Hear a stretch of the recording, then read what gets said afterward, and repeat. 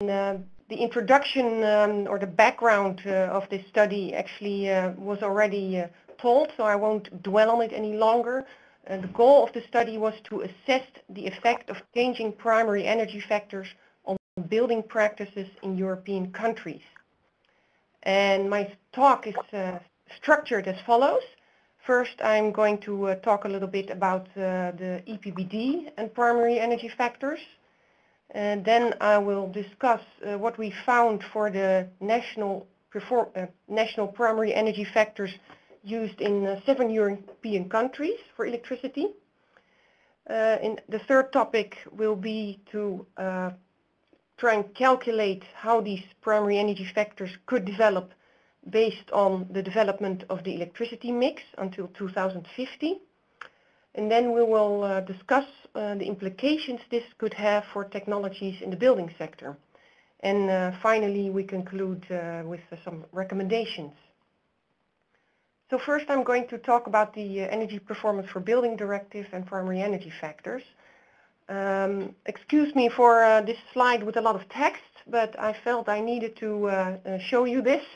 Primary energy factors are mentioned twice in the EPBD, first in Article 3, where it says that primary energy factors used for the determination of the primary energy use may be based on national or regional yearly average values. And second, some relevant statements can be found in Annex 1. The energy performance of a building shall be expressed in a transparent manner, and it should include a numeric indicator of primary energy use. So this is compulsory, based on primary energy factors per energy carrier. Also, it says that the methodology for calculating the energy performance of buildings should take into account European standard. And as you probably all know, there are many European standards which are related to the EPBD. One of them I want to mention in this context, and that's the standard on energy performance of buildings, overall energy use and definition of energy ratings, because it makes some statements on primary energy factors to be used. What is in this standard is not compulsory, but is for information only. Well, when you use primary energy factors, then the first thing is you have to make a choice of how to deal with renewable energy. There are basically two ways to do this. First is what is called in this standard a non-renewable primary energy factor, where you don't take into account renewable energy in the factor. This is meant with RE 0 in the back.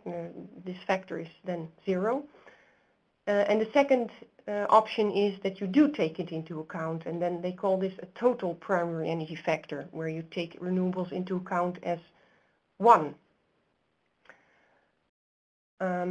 Well, when you are talking about fossil fuel electricity generation, then primary energy is a very useful concept and very obvious. You don't need to talk about it for a long time.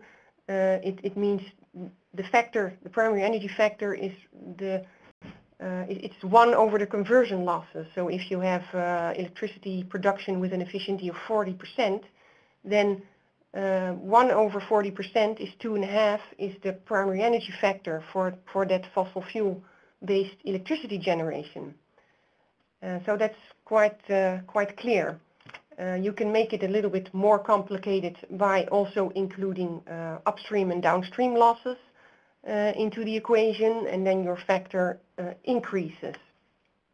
And of course, this you can also do for renewable energy. Regardless of whether you take it as 0 or as 1, you can also include these losses or not. In the same standard, a table is presented with some informative values on primary energy factors for various electricity generation types. In the second column, you see what you get if you count renewables as 0. And in the third column, you see what you get if you count renewables as 1. And of course, this only affects hydroelectric power in this case. Hydroelectric power is, according to this information, 1/2. And if you count renewables in, then it should be 1.5. Yeah, so this is what is mentioned in this standard. I should also mention that the primary energy factor for gas used here is 1.36, so it includes all upstream and downstream losses, so they're fairly high. So it is up to each country to decide, according to the EPBD, whether, how to determine primary energy factors. So this includes that they should decide whether to take into account renewables as 0 or 1. They should also make a decision on what factor to take for nuclear energy, and they should decide how to take losses into account, whether to take it into account or not. So these are some decisions, and that could make differences per country. The standards also mentioned something on how to deal with energy that is produced locally.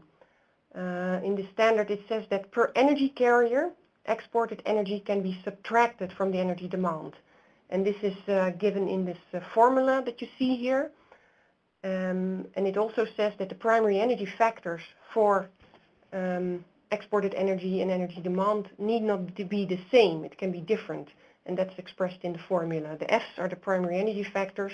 It could be the same or could be different, and that results in a total primary energy demand on the left side, EP. I should add to that it, in my opinion, it can be more difficult than that, and I want to illustrate that with some figures. Well, this is a very simple figure where you have a house with a net electricity demand of 3,000 kilowatt hours, and that is just supplied by the grid, and say if the factor for primary energy is 2.6, then you can multiply by 2.6, and then you have the primary energy needed for electricity for this house. Now, if you start incorporating renewables locally, then you can reduce the net demand. If you keep the primary energy factor the same, that is to say,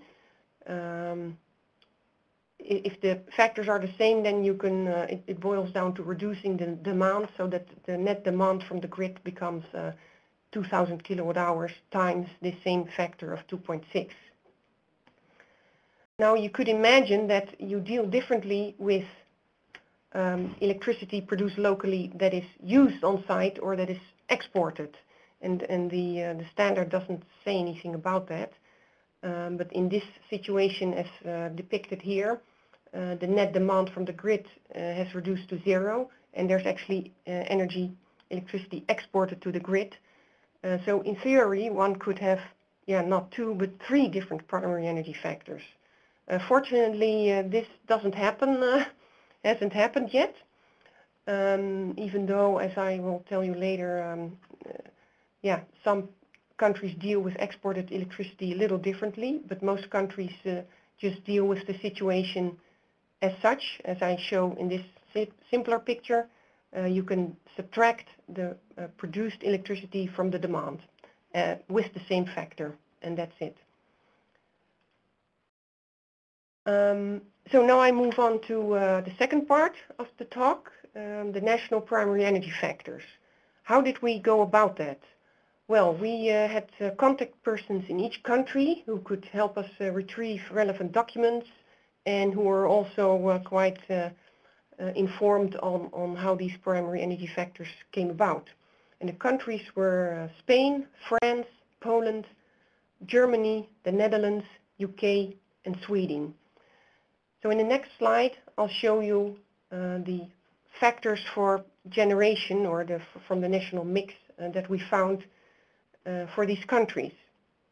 And the first thing that strikes you is that these primary energy factors are actually not that different, even though the renewable energy fraction in those countries is quite different. So this is quite interesting and needs some further exploration. We did this by determining or making our own algorithm, coming up or using a nuclear factor of 2.8, setting renewable factor 0 and 1, so we have a range, and using the average thermal generation efficiency of each country and not taking into account upstream and downstream losses. And then we can calculate our own primary energy factors based on the fraction of renewable electricity, and by the way also the fraction of other generation technologies, nuclear and fossil. And then what we get is the following. It's a lot of numbers at once, so I'll guide you through it. First, I'd like to point out that there are 3 countries with a higher factor than we calculated. These are the Netherlands, Spain and the UK. And actually Spain sticks out quite a bit, as it has already quite a significant percentage of renewable energy. And yet the factor for primary energy of electricity generation is the same as for some countries with a lot lower fraction. So this is quite surprising. For Spain, we also got a hold of some documents where actually factors for primary energy for some generation technologies were reported, and those you see here. Nuclear is 3, PV, wind and hydro is 1, and CSP is 4.56. Well, if you look at the electricity mix of Spain, this does not add up to 2.6 in our calculation. So we are not really clear on what happened here and how this factor was derived or determined. Well, there's 2 countries that have a primary energy factor for electricity that is lower than what we calculated, and those are France and Poland. For France, it's actually not that far off from what we calculated, and it could well be explained by using a different factor for nuclear, as France is mostly generated, mostly nuclear electricity is generated there. And in Poland, it's slightly lower than what we calculate based on the thermal fossil generation efficiency. Well, not outside of the calculated range, our calculated range, but still I want to point out the case of Sweden, because Sweden is ahead of all the troops in terms of renewable energy, 50% renewable energy, mostly hydropower, and it uses a primary energy factor of 2. According to our sources, well, they do not use the concept of primary energy concept in Sweden very much nationally, but in Europe they are obliged to use primary energy, so they said, okay, well, we'll take a factor of 2. And it doesn't look like it's really calculated very thoroughly. At least we haven't found documentation to that extent. Recapping on delivered electricity, the table I just showed you, we were not able to retrieve the factors that were used for renewable energy and nuclear energy. And for some countries, we have some clear indications that political arguments come into play rather than that is a clear algorithm. And those are the Netherlands, France, and Sweden. On the produced electricity, how do these countries deal with produced electricity? Well, to our understanding, most countries use the same primary energy factor for produced electricity as for delivered electricity, as long as it's not larger than the electricity demand. If it becomes bigger, then, well, it's probably mostly not calculated. In the Netherlands, there's been an update, and there is now a smaller factor of primary energy for export. So now I'm going to talk about the third topic. I'm going to describe the development of the electricity mix until 2050, which will influence the primary energy factors. To do this, we used 3 scenarios. One scenario in 2020, which is derived from the National Renewable Energy Action Plan from all those countries. And the other 2 are a conservative and a more ambitious scenario for 2050, and that we derived from the ERIC Greenpeace Revolution scenarios. So I'll show you the evolution of the electricity mix first, and I have grouped the countries well, that are similar in their electricity mix. starting out with the Netherlands and Poland. The brown part is thermal, fossil fuel based. Yellow is renewable. You see it increasing as we go along in time and ambition, and pink is nuclear. So the Netherlands and Poland are predominantly fossil based. In 2020 a big change should have been made already, and a big progression is being made in 2050. The biggest progression, of course, in the most ambitious scenario in the end.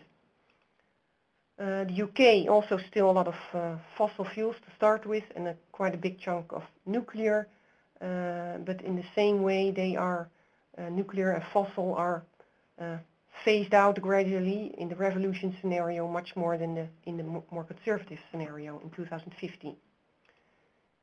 France, as we all know, with a lot of nuclear energy to date. In 2020 the share of renewables should have increased quite considerably, and in 2050 it should progress much more for both scenarios. Spain and Germany have a non-significant or non-negligent renewable energy fraction as it is already. As you can see, the yellow part in 2009. And also it's the same trend again, renewables on the increase and nuclear and fossil decreasing. And I conclude with Sweden, which has a lot of renewables already, as I already mentioned, and it's this picture further increases in the favor of renewables. So these electricity mixes, what effect do they have on our calculated primary energy factors? That you can see in this busy graph here for all the countries. In the yellow you see the building performance factors used by now by the various countries. And in the various shades of blue you see the different scenarios for 2020, or the current situation as we calculated it in 2009, and in 2020, and two for 2050. In this picture we used a renewable energy factor of 1, and this results quite obviously for the ambitious scenario in 2050 that all factors go towards 1. In 2020 we still see most of the factors hover around 2, but you see that significant progress is already made from the current situation, which is around 2.6. If you do the same calculation using a renewable energy factor of 0, then naturally all the factors go down, and they go down much more strongly for the scenarios later in time. You see the most ambitious scenario in 2050 going towards 0, and the other scenarios also strongly decreasing their primary energy factors. For 2020 it's already below 2 for most countries. So with these primary energy factors changing, what implication does it have for technologies in the building sector? That's what we're going to discuss now. Well, most of these bullets here I mentioned already. Right now we have the situation that the primary energy factor is around 2.6, for Sweden 2. Spain is on the high side considering their high incorporation of renewables already. And what I would like to add is we think that most countries use a renewable energy factor larger than 0, but we're not sure as we haven't found it back in documents, with the exception of Spain. And in 2020 we have a gradual change towards 2. We've also seen that for produced electricity, the countries investigated have not chosen to differentiate in the PEF in the primary energy factor for delivered and produced electricity. I just want to mention here that this has the effect that if you use electricity-based heating, then you can allow more renewable energy to have an effect on the calculated energy performance than when you don't.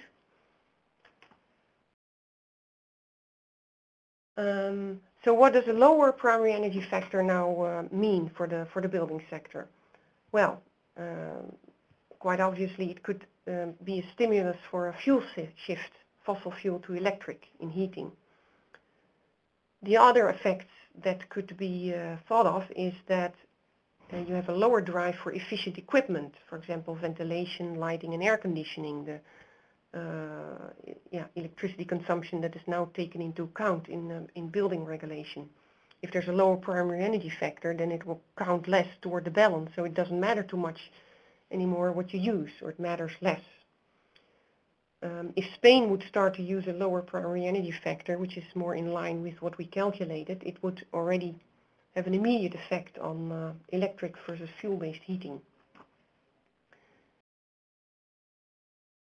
What would happen with if the primary energy factor for produced electricity would be reduced the same way as the delivered electricity or primary energy factor for electricity? It could mean less of an incentive for renewable energy because it counts less in just the same way as applied equipment, electrical equipment counts less. As was mentioned in the beginning by Fernando, one of the backgrounds or one of the thoughts behind this study is that a fuel shift could influence the flexibility of the electricity mix, could have an influence on demand side measures.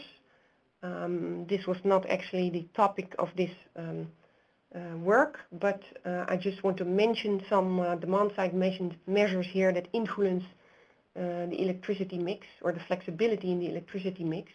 And as you can see and understand that changing primary energy factors for electricity will have an effect on these choices as well. But furthermore, I do not want to go into too much detail on this because that was not the topic of this study. So now, what is the outlook for primary energy factors, and what actually would we like to have for primary energy factors? We asked ourselves that, and it was not such a simple question to answer. But let me share some thoughts about that with you. Well, as I already said, lower primary energy factors, which are, well, logical if you think that renewable energy is on the increase, it will favor electrification. It could also lead to a lower stimulus for efficiency, and it can also, as I already mentioned, mean a lower stimulus for renewable energy, local renewable energy. What we thought about is that in the discussions on zero energy buildings, there is also new calculation methods discussed which separate demand and supply. And we thought that this was an interesting concept because if you first minimize your demand and then decide on how to what to use for your supply, whether it's locally produced or from the grid, then you would not have the negative effect of primary energy factors compared to if you don't do that. There doesn't need to be less of a stimulus for efficiency because it's the first step. Look at efficiency, and it doesn't have a bad influence on local renewables either. What we can also learn from the zero energy buildings discussion is that it might be a good idea to take appliances into account in the calculation, not just the building related appliances, but all appliances, because if you are talking about a zero energy building, you also want to offset this energy. And in the case of primary energy, our primary energy factor discussion, and in the case of this primary energy factor discussion, if you take appliances into account, you can incorporate more renewables, or at least they count more towards your total energy performance. And this makes me come to the recommendations of the study.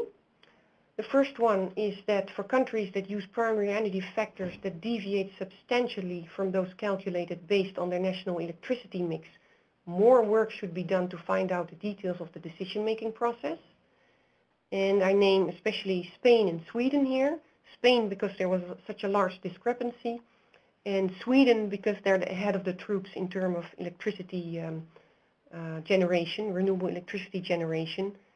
And so probably they have put some more thought in already into how to deal with renewable energy, as this is the less obvious issue, less obvious for renewables than for fossil, as I already mentioned.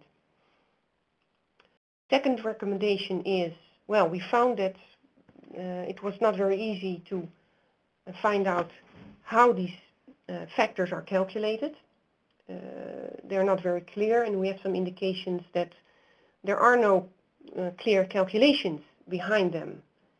And so we recommend that in any case, the methods to arrive at these factors should be clearly documented, especially for renewable electricity systems. What we also found is that not all countries update these factors very regularly. For example, Germany does, but some other countries don't, and that doesn't make sense considering the changing in the electricity mix. So we advise that these factors are updated every 3 to 5 years. The fourth recommendation is that calculation methods for zero energy buildings can provide new ways of calculating energy performance for buildings that do not have negative effects of lower primary energy factors. And the fifth and last recommendation is that in the move towards zero energy buildings, there's a case for taking appliances into account in the electricity demand, as it is a greater reward for renewable electricity on site. And with these recommendations, I would like to end my presentation. I would still like to acknowledge the people who helped me retrieving the country information. Thanks to Ronald Voskens from Eco Creations for the Spanish part, Marinka Svekowska-Moradin and Henrik Gasch for Poland, Wolfram Trinius for Sweden, and Jean-Ron Bermillet for France. Thank you very much.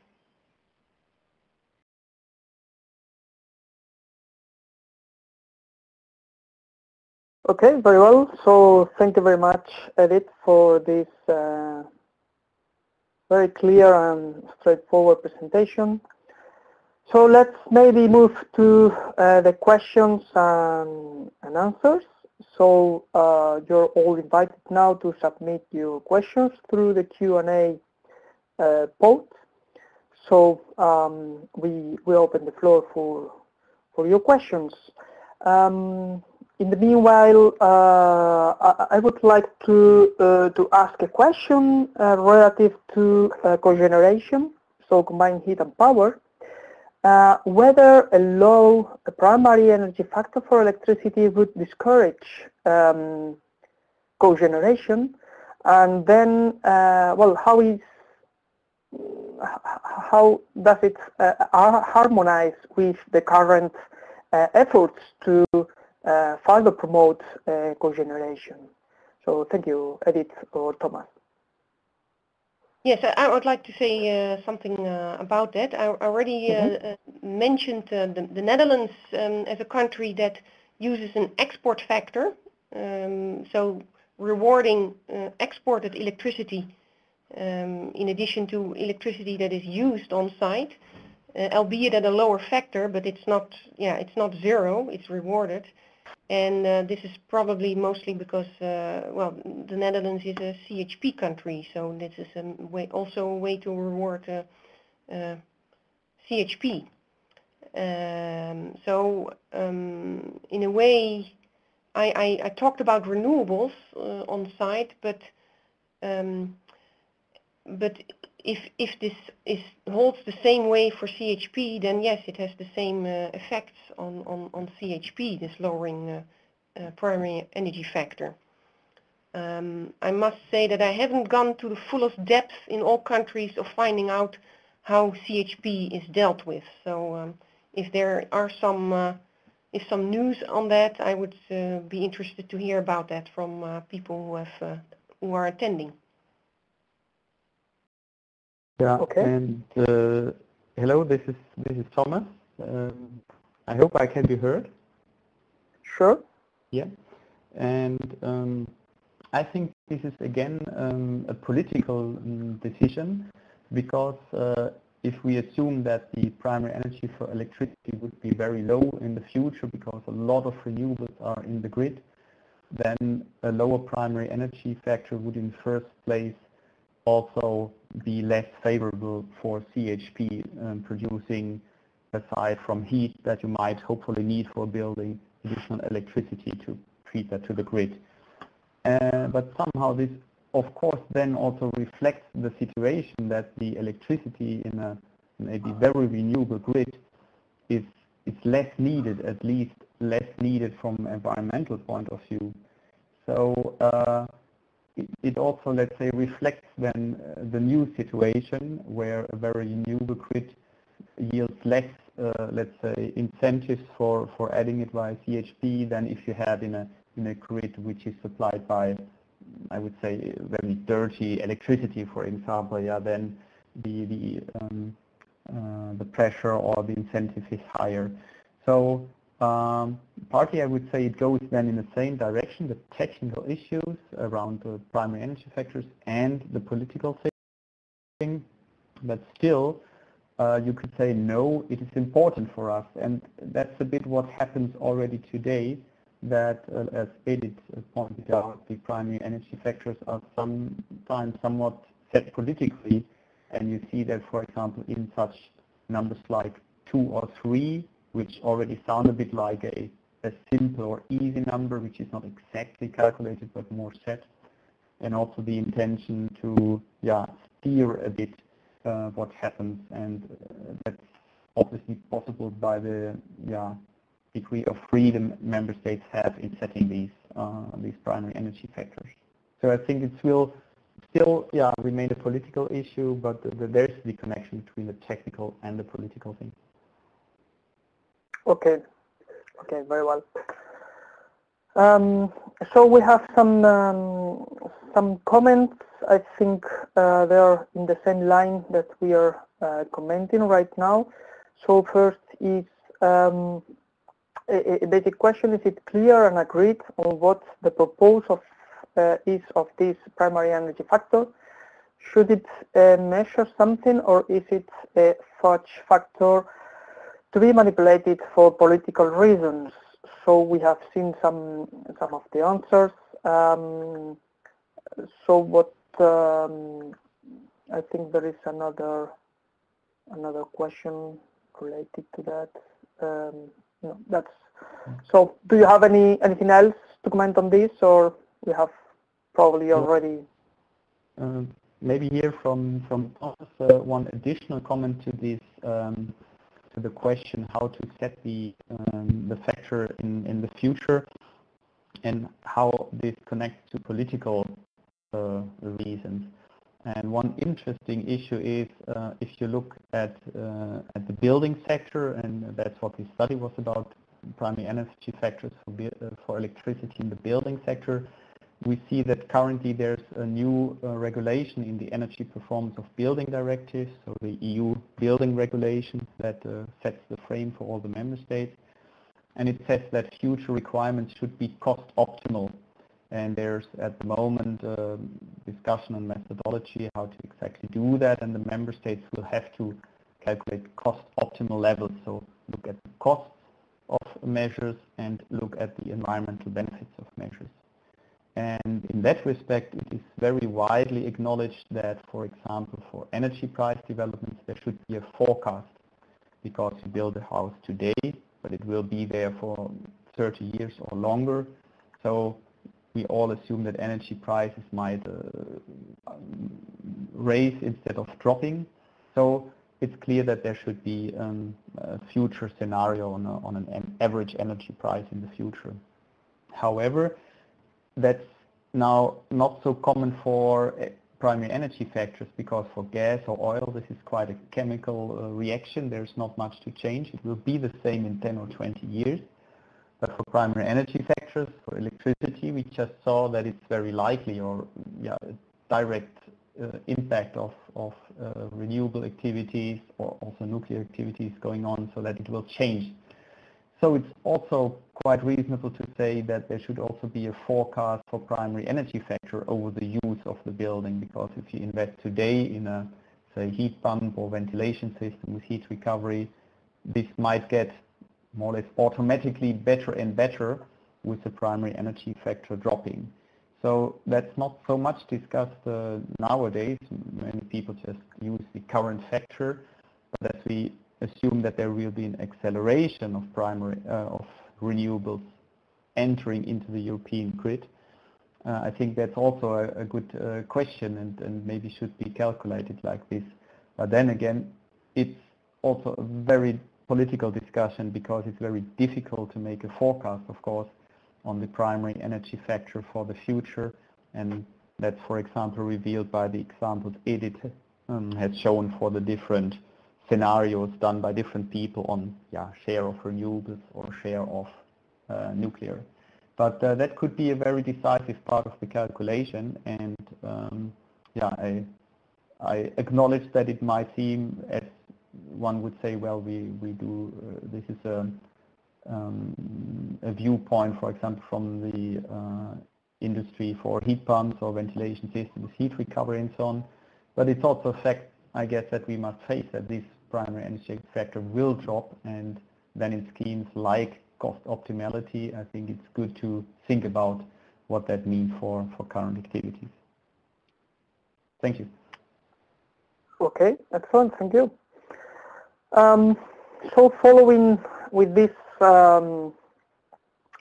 question, we have another comment. So thank you for your interesting outline. Do you think that a European Energy Authority could be a solution to the problem of different standards? If so, what would such authority look like? I think there is another question with similar content. What's the role of the International Energy Agency in the way to define the primary energy factors for the countries? Is there any advances yet?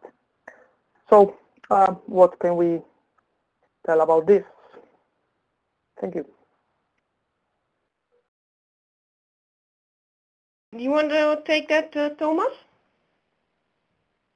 Yes, please do so. Oh no, okay. Let's see. Yes, please. Well, I just want to mention one additional thing, that there is a project going on trying to identify primary energy factors used all over the world, and that is to be incorporated into an ISO standard. So there are definitely efforts toward or how do you say that, normalization, standardization, or at least reporting and making advice. But I also have the impression that countries are not willing to give up this knob to tune on yet, because it's been it's been like this for a while, and there's a reason for it, that it was done this way.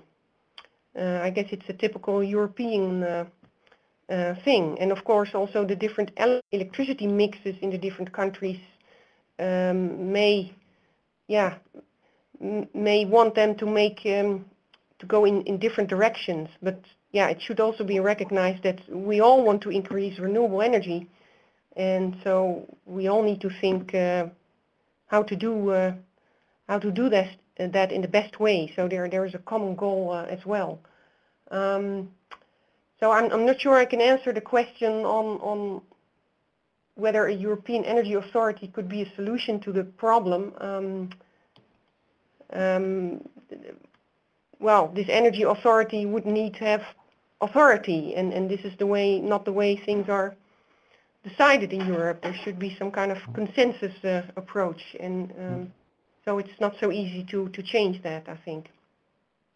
Yeah, maybe with Thomas, I could add on that, like currently in the approach I mentioned on cost optimal requirements on EU level, there of course the primary energy factors also play a role, and it is very clear that the power of setting these factors is with the member states, as it is, or it seems likely at the moment that it will be for other indicators like interest rate that is applied. And this is of course also due to the way the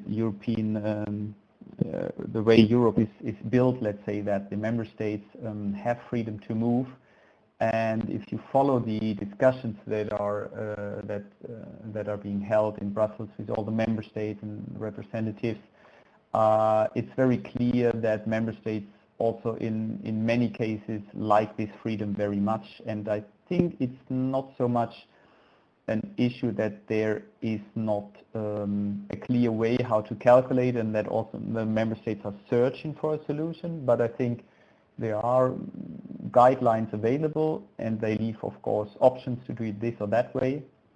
But at the moment, I would say it is quite likely that the member states will take and will keep the freedom to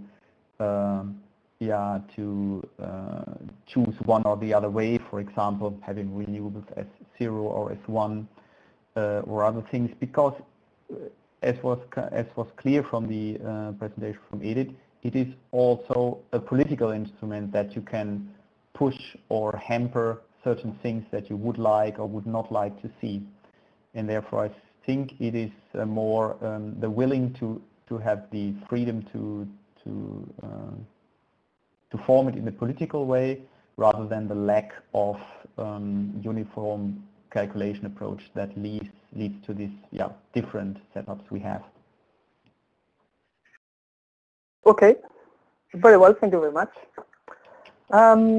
So we have another question about the methodology. So about the local production, whether it would be equivalent to set a primary energy factor equal to 0. So what can we say about this? Thank you. Well, if the energy demand would be exactly the same as the energy produced, then it would be equivalent to setting the primary energy factor of 0. But of course that hardly ever happens. If the demand is larger than the produced electricity, there's still some amount from the grid to be delivered at a certain primary energy factor, which is then not 0. So the answer to the question is no. Okay. Okay, good. Question from Scott Baker. He's curious to have your opinion on the extent to which you think country-specific primary energy factor policies will be influenced by their own position on greenhouse gas emissions, global warming potential, climate change. Well, it's a way to ask whether this leaves room to individual countries to escape the general directives applicable to Europe, and then to make their own modulation of of the incentives on renewables or on in general greenhouse gas emissions. Thank you. Well, maybe I could try to answer to this. Well, to my view, of course, we said, well, there's a political component in this, and member states would like to take freedom in that. And of course, let's say, I think then how they exactly do it is then also influenced, of course, by their specific positions, whether they have, for example, higher aims than they would have, let's say, from Brussels or not. But still, I think that changes cannot be too big, and that's, for example, also something that you see differences between the actual values and the calculated values that Edith found.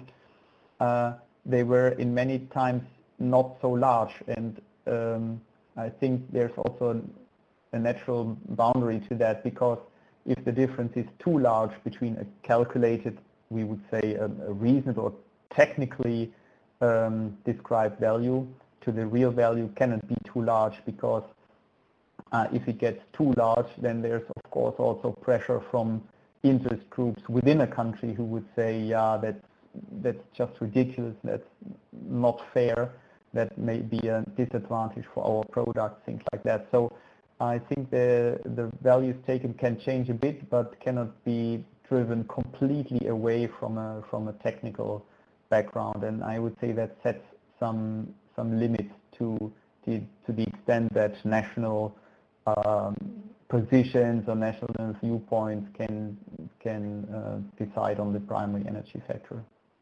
But I think there is a connection, of course, but I also think that you cannot say that there will be a renewable primary energy factor for electricity of 6 in a country just because they would like to push, for example, efficiency on electricity, even if they would be very, very concerned about that.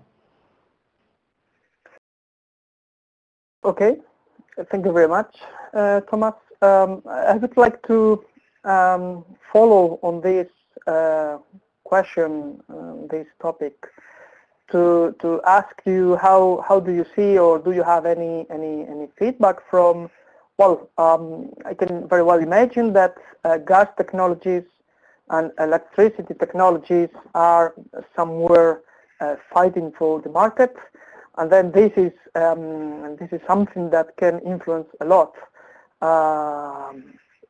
the share between electricity technologies for building climatization. And well, do you have any feedback, or do you know how this well, fight for the share of the market is happening? Do you think that this can finally influence the decisions on the factors? Thank you. Well, yes, I think that there is, let's say, from, if you look, for example, that would be quite straight example, as you say, like producers of heat pumps and producers of gas boilers could have very different positions on that. However, the question also is then, how difficult is it in a country, for example, to reach the thresholds of a regulation? If this is relatively straight doable and also in a quite cost-effective way, with insulation, good windows, ventilation systems, efficient supply systems, then I think the discussion on the exact primary energy factor is of course less, because, well, then there are different solutions how you can achieve the thresholds of the building standard, and then it's more the cost side or investment side, or just, well, what people like to have is more decisive than the primary energy factor. And in many countries, I would see, at the moment at least, more the situation where the market does not fight via the primary energy factor, but has a natural competition on price, on how convenient the product is in use, how stable the heat is generated, things like that. However, that might change with the standards being driven down to zero, or how it is called in Europe, nearly zero energy buildings, with stricter thresholds that are more difficult to reach. It could get quite interesting whether you have a certain primary energy factor at 2.5 or whether it's 2.1, and that then could be quite an interesting incentive or possibility to go for a system, and could even make it quite difficult for other systems to fulfill the requirements in a whole building setup.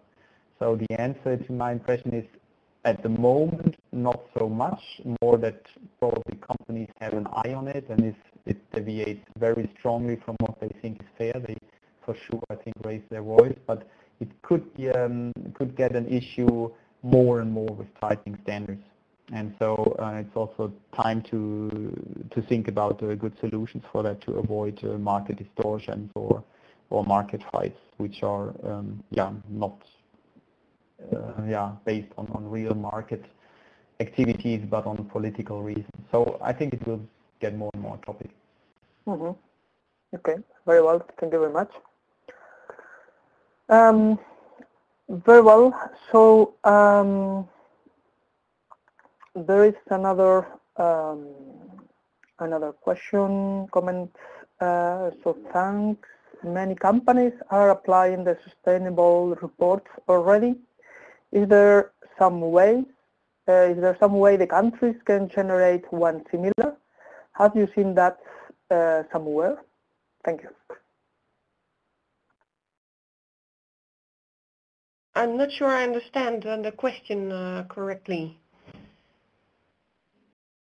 Okay, so in this case, we invite Hector to submit a more developed question.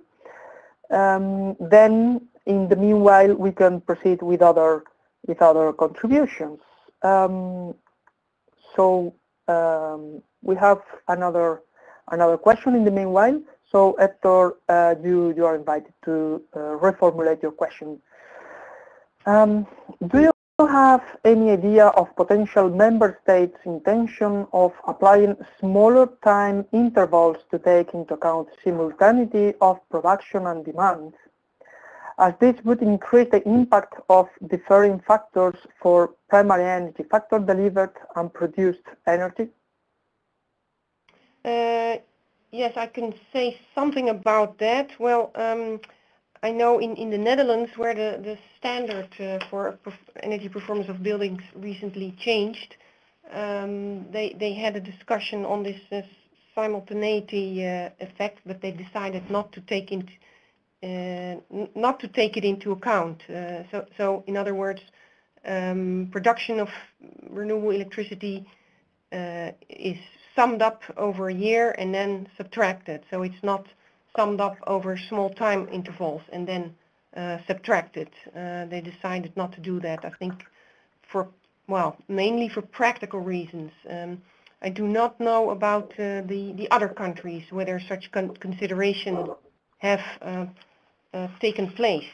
I do know that there is also for this ISO standard that is in development. There's an inventory taking place on primary energy factors worldwide, with even more detailed inventory of how things are done.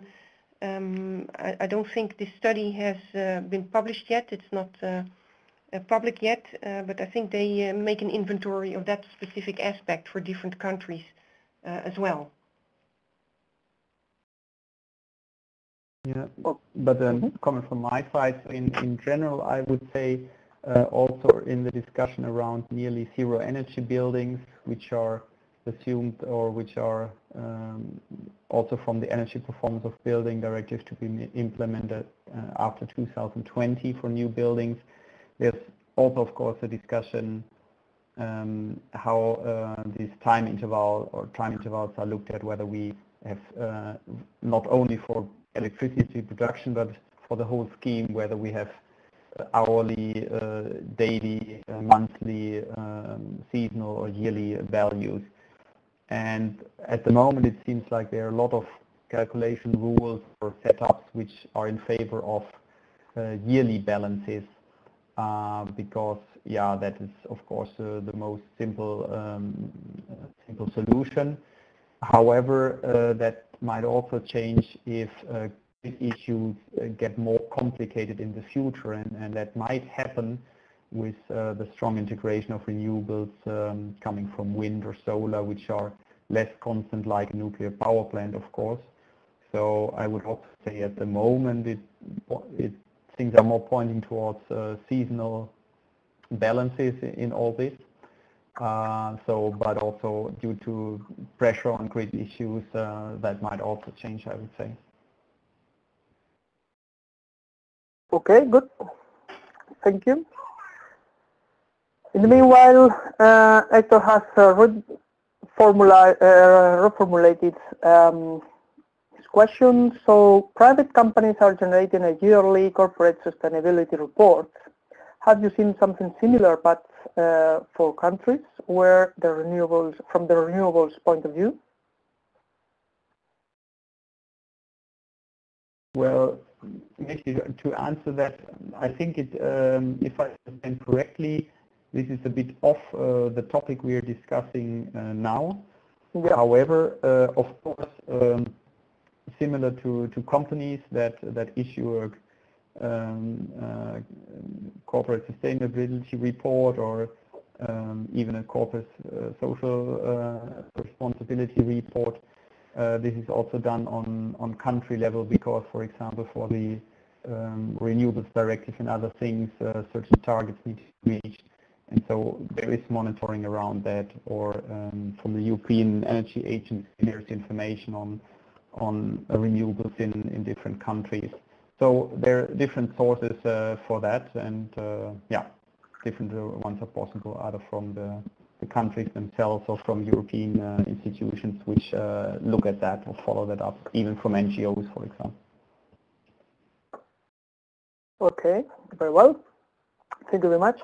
So I think we have covered the questions submitted till now today. So we will close the session now. So thank you very much, Edith and Thomas, for your presentation and your contribution to question and answers. Thank you very much, everybody, for attending today's webinar. We will send you the report, and then you have the web page at Leonardo Energy, where we will upload the presentation and the recording of today's session. So, Edith, Thomas, you have the floor to close the session. Thank you. Okay. So thanks a lot from my side, and I'm handing over to Edith to have the final word. Thank you. Yes. I want also to thank everybody for attending and the good questions, and Fernando for inviting me to the Leonardo webinar. It was a pleasure, and I hereby close the session. Thank you. Okay. Thank you very much, everybody. Okay. Bye. Bye-bye. Bye for now.